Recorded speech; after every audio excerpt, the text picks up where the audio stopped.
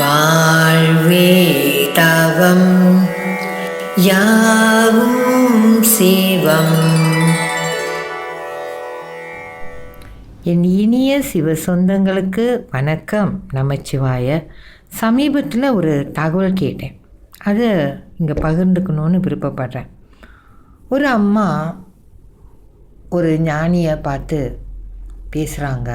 என்ன சொல்கிறாங்க, எனக்கு இறைவனை நெருங்கி செல்லணும், அவனை உணரணும், அவனை தெரிஞ்சுக்கணுன்னு எனக்கு ரொம்ப ஆசையாக இருக்குது.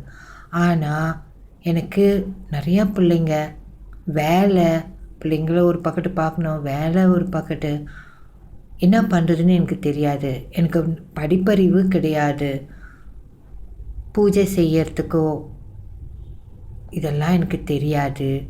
நான் என்னங்கய்யா பண்ணுறதுன்னு ரொம்ப ஒரு வருத்தத்தோடு அந்த ஞானிகிட்ட கேட்குறான்.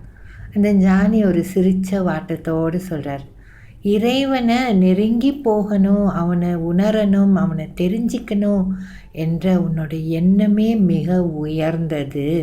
அதற்கு சாஸ்திர அறிவோ நூல் அறிவோ எதுவுமே தேவையில்லை.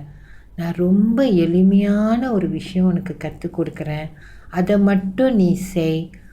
அது உன்னைய இறைவன்கிட்ட எடுத்து செல்லும். என்ன சொல்கிறான்னா, இறை நாமத்தை சொல்லு, அதுவே போதும், வேறு எதுவுமே தேவையில்லை. இது பல இடங்களில் பல பேர் எனக்கு சொல்லி நான் கேட்டிருக்கேன். ஈசன் நாமமே போதும்.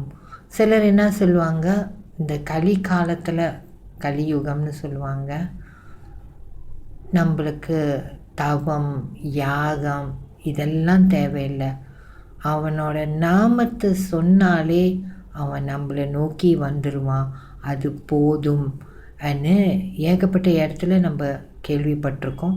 உங்களுக்கும் கண்டிப்பாக தெரிஞ்சிருக்கோம். அதனால் நம்ம ஈசனோட நாமத்தை தொடர்ந்து சொல்லி அவனை நெருங்கி செல்வோம்.